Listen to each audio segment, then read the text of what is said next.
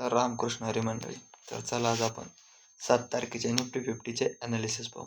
त्याआधी आपण 6 तारखेला काय ॲनालिसिस केले होते आणि मार्केटने कशा प्रकारे मोमेंटम दिली ते थोडक्यात ॲनालिसिस करू. जर आपण काय पाहिलं होतं, मार्केट सध्या 25,593 हा एक सपोर्ट आहे आणि ह्या सपोर्टवर मार्केट सस्टेन करत होतं आणि तिथंच क्लोजिंग दिली. म्हणजे हे सपोर्ट अजून पण वर्क करणार होता. तर मार्केटने 6 तारखेला काय केलं, थोडीशी ओपनिंग दिली, वरच्या साईडला गॅप मार्केट खाली आलं, तिथं लिक्विडिटी घेतली आणि डायरेक्ट आपला 25,655च्या आसपास एक FUG होता इथं, बरोबर आहे. तर मार्केटने इथं आपल्याला चान्सच दिला ना मार्केटला अपसाईडच्या एंट्रीसाठी. मार्केट एकाच कॅन्डलमध्ये वरच्या साईडला गेलं, म्हणजे जवळजवळ किती पॉईंट मार्केट वर गेलं या जर बघितलं आपण येथून, तर जवळजवळ मार्केट 60-70 पॉईंट 1 कॅन्डलमध्ये एवढ्यावर गेलं, बरोबर आहे. तर आपल्याला इथे एंट्रीला चान्स दिला का मार्केटने? ह्या एरियात नाही दिला. तर मार्केटने काय डायरेक्ट गेले आणि ज्यावेळेस 25,755ची लिक्विडिटी स्वीप केली, इथं जर बघितलं तुम्ही मार्केटने,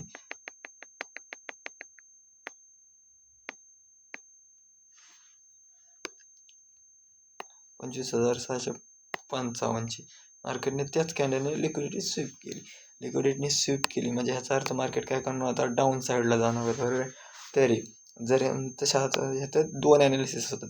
मार्केटचा हा 3 मिनिटची जी पहिली कॅन्डल होती, त्याचे हाय मार्केटने ब्रेक केला, वरच्या साईडला क्लोजिंग दिली. म्हणजे इथं काय झालं, रिटेलर्स ट्रॅप झाले होते आणि ऑलरेडी आपला इथं रेजिस्टन्स होता, त्याची लिक्विडिटी स्वीप झाली होती, बरोबर आहे. तरी मार्केटने वरच्या साईडला ब्रेकआउट दिला. म्हणजे हा काय होता, फेक ब्रेकआउट होता. आपल्याला माहीत आहे, आपल्या ॲनालिसिसनुसार फेक ब्रेकआउट होता. त्याच्यानंतर मार्केटने रेड कॅन्डल बनवली आणि त्याच्यानंतर एक नेक्स्ट रेड कॅन्डल स्ट्रॉंग बनवली. पण आपल्याला इथं एक एंट्रीला चान्स दिला का मार्केटने? आपल्याला इथं पण नाही दिला. त्याच्यानंतर जर बघितलं तुम्ही, तर मार्केटने इथं एक लिक्विडिटी, त्याच्यानंतर मार्केट थोडंसं साईडवेज झालं आणि मार्केटने लिक्विडिटी क्रिएट केली. ज्यावेळेस मार्केटने इथं लिक्विडिटी केली आणि ज्यावेळेस हा इव्हेनिंग, हे तिन्ही कॅन्डल जर बघितल्या सर्कलच्या मधल्या, तर ह्याला काय म्हणतात, इव्हेनिंग स्टार. हो, इव्हेनिंग स्टार म्हणतात, इव्हेनिंग स्टार. त्यावेळेस मार्केटने इव्हेनिंग स्टार क्रिएट केला, त्याच्या क्लोजिंगवर मार्केटला इथे एंट्री भेटत होती आपल्याला. समजा ॲनालिसिसनुसार कोणाला कशी एंट्री घेतली ते नाही सांगता येणार मला. माझ्या ॲनालिसिसनुसार ह्या इव्हेनिंग स्टार होता, लिक्विडिटी हंट केल्याच्या नंतर बनला. त्यानंतर मार्केटला एक एंट्री भेटली, एक स्ट्रॉंग डाऊन साईडला मार्केट गेलं आणि आपला व्ह्यू होता मार्केटला बिअरिश सेंटिमेंट आहेत मार्केटला अजून पण, हा आपला व्ह्यू होता. त्यामुळे आपण बिअरिश साईडची एंट्री शोधणार होतो, बरोबर आहे. मार्केटला बिअरिश सेंटिमेंट होतं, त्यानंतर मार्केट एक स्ट्रॉंग डाऊन साईडला गेलं. त्याच्यानंतर जर बघितलं, मार्केटला अजून एक FUG क्रिएट झाला होता, बरोबर आहे. तर FUG क्रिएट झाला, मार्केट त्या FUG मध्ये आले. इथून मार्केटने एक एंट्री भेटली, मार्केट इथून डाऊन साईडला आपली लिक्विडिटी कडे होती 25,508च्या आसपास, बरोबर आहे. इथं 25,508च्या आसपास थोडंसं मार्केट इथं आलं, मार्केट थोडंसं रिव्हर्स झालंय. त्याच्यानंतर मार्केट 25,508 वर आलेलं आहे. लिक्विडिटी झोन आहे ना आपलं, हे बघा, दिवसाच्या शेवटला मार्केटला 25,508च्या आसपास मार्केट आलं. इथं पण मार्केटने आता काय केलं मी ते तुम्हाला सांगतो. पण इथं जर एखाद्याला एंट्री घ्यायची होती, कुठं, जो हा झोन होता मार्केट, हे जी जागा लेवल होती मार्केटला, हे वाली पुलबॅकची, मार्केटला ह्या पुलबॅकला, हे जो पुलबॅक होता मार्केटला, ह्या FUG होता. या FUG वर एंट्री भेटत होती, बरोबर आहे. एंट्री भेटत होती, तर मार्केटने तर काही रिजेक्शन दिलं होतं आणि ह्या 2 कॅन्डल दिसतात ना तुम्हाला, त्या कंबाईन करायच्या, त्या FUGला टच झालेल्या. पहिली कोणची, ही, दुसरी कोणची, ही. जर पहिलीची ओपनिंग कुठे आहे, इथं आहे, आणि त्याच्यानंतर सेकंडची पण क्लोजिंग त्याच्याच आसपास आहे. म्हणजे हा काय झाला, इन्व्हर्टेड हॅमर झाला आणि ही जी वेग दाखवते ते सेलिंग प्रेशर दाखवते, बरोबर आहे. मार्केट सरळ डाऊन येणार होतं, त्याच्यामुळं कंबाईन करत झाला. जर तुम्हाला असं सापडत नसेल, नाही तर समजा पॅटर्न समजत नसेल, तर एंट्री ते दोन्ही कॅन्डल काय करायच्या, कंबाईन करायच्या.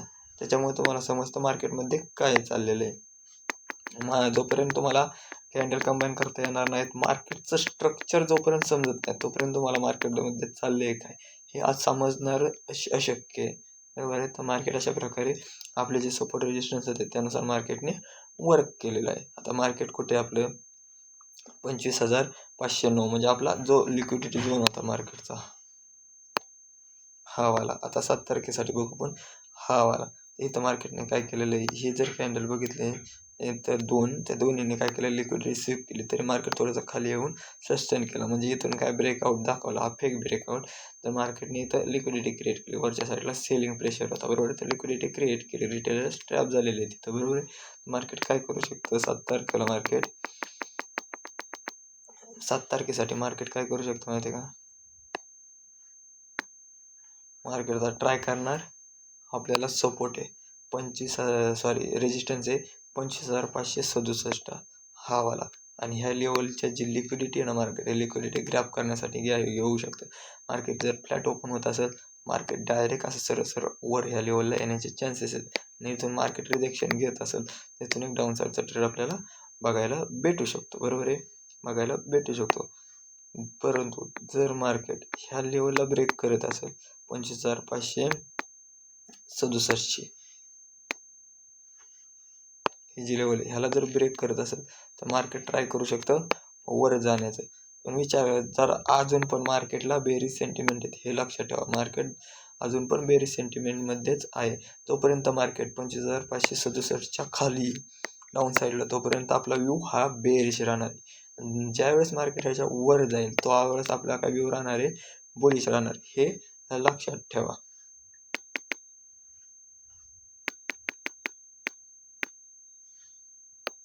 जर मार्केटने ह्याच्याच लेवलच्या आसपास 25,567 ह्याच लेवलच्या आसपास जर ओपनिंग दिली, समजा मार्केट डाऊन ओपन झालं आणि वरच्या साईडला क्लोजिंग दिली, तर मार्केट चान्स करू शकतं वरच्या साईडला जाण्याचा.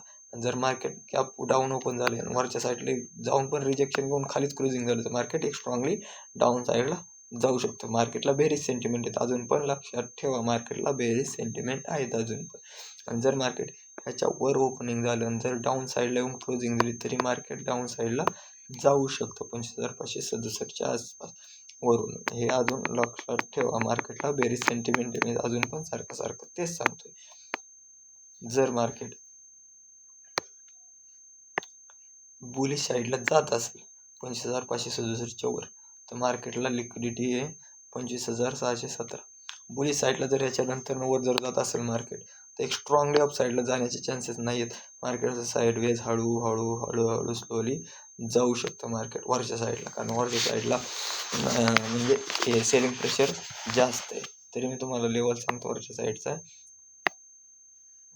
ही 25,617 हे एक लिक्विडिटी झोन आहे. मार्केटला जर इथून असं वर आलं, याला जर रिजेक्शन देत असेल, तर इथं सपोर्ट असणार, एखादा मार्केट थोडंसं खाली येऊन परत वरच जाणार. लिक्विडिटी झोन म्हणजे हे ट्रेंड चेंज नाही होत, तिथून फक्त मार्केट लिक्विडिटी घेण्यासाठी परत खाली येतं परत वर जातं, बरोबर आहे. तो एक लिक्विडिटी झोन आहे. जर ब्रेक करत असेल तर मार्केट लिक्विडिटी रन करून वरच्या साईडला जाणार, एवढं लक्षात ठेवायचं. मार्केट जर याला ना ब्रेक करत असेल तर मार्केट रन करण्याचे चान्सेस असतात. नंतर 25,669ला ही लिक्विडिटी आहे, पण मार्केट काय करणार, त्याच्यावर एक FVG म्हणजे ऑर्डर पेंडिंग येतं 25,696च्या आसपास. 25,696ला मार्केट टच करून डाऊन साईडला येऊ शकतं. एखादा सपोर्ट असेल त्याला टच करून वर जाऊ शकतं, किंवा इथे एखादा सपोर्ट असेल टच करून वर जाऊ शकतं. काय मार्केटने जसं मार्केटने सपोर्ट बनवले असेल त्यानुसार, बरोबर आहे. तर हा झाला थोडासा गॅप अपचा विषय. आता आपण थोडासा गॅप डाऊनचा विचार करू.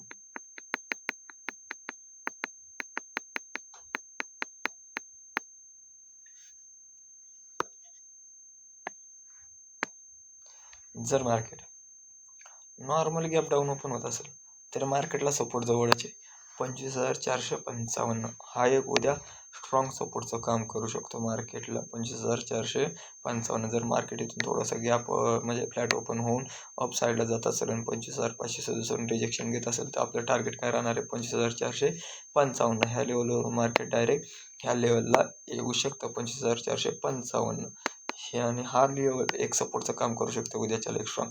जर मार्केटने ह्याला ब्रेकआउट दिला तर मार्केट डाऊन साईडला जाऊन परत वर येण्याचे चान्सेस आहेत. कारण त्याच्यानंतर जर बघितलं ना तुम्हाला सपोर्ट स्ट्रॉंग डाऊन साईडचा म्हणजे खाली सपोर्ट आहे जवळजवळ 120-130 पॉईंटच्या खाली. खालचा सपोर्ट जर बघितला ना तुम्ही, मार्केटला सपोर्ट फार 25,327 वगैरे 25,327ला सपोर्ट आहे मार्केटला हा आहे. आणि उद्याच्या मार्केट ह्याला ब्रेक करून खाली येण्याचे चान्सेस कमी. जर मार्केट सकाळी इथे येऊन बराच वेळ इथं सस्टेन केलं, इथं लिक्विडिटी क्रिएट केली तर मार्केट स्ट्रॉंगली डाऊन साईडला 25,327च्या आसपास येऊ शकते. चान्स येतात. मार्केट हे काय होईल सांगता येत नाही, पण मी तुम्हाला लेवल सांगून ठेवतो. हे झाल्या लेवलचा विषय. जर मार्केट 25,455च्या आसपास इथं जर गॅप डाऊन ओपन होत असेल, म्हणजे मार्केटला याच्यावर ओपन झालं समजा 25,455 इथून रिजेक्शन घेतले तर अपसाईडला जाण्याचे चान्सेस आहेत. आणि जर याच्या खाली डाऊन पण ओपन होऊन वरच्या साईडला क्लोजिंग देत असेल 25,455च्या आसपास वरच्या, तर मार्केटला पण अपसाईडचे चान्सेस आहेत जास्त त्या लेवलवरून 25,455 वरून. आता हा झाला गॅप डाऊनचा विषय. आता आपण थोडा विचार करू, मार्केटला मोर द्या 100च्या पॉईंटपेक्षा जास्त गॅप डाऊन ओपन होत असेल तर फिबोनाची लावा, 0.618चा एरिया लावा. तिथं मार्केट येऊन सरळ आलं पाहिजे. थोडंसं म्हणजे मार्केट सस्टेन होतं, त्याच्यानंतर मार्केट डाऊन साईडला एक चान्स चांगल्या प्रकारे हे देतं, मुवमेंट तर देऊ शकतं. हे झाला गॅप डाऊनचा विषय. आता थोडासा गॅप अपचा पण विषय बघू. मोर दॅन 100 पॉईंट सेम काहीच कंडिशन फरक नाही. मोर दॅन 100 पॉईंटपेक्षा मार्केट जर गॅप ओपन होत असेल, फिबोनाची लावा. मार्केट सरळ आलं पाहिजे, असं जिगजॅग नाही आलं पाहिजे 0.618वर. सरळ आलं पाहिजे. मार्केट थोडंसं सस्टेन होते आणि सरळ वर जाण्याचे चान्सेस राहतात मार्केटला. हे झाले नोव्हेंबर 7चे निफ्टी 50चे ॲनालिसिस.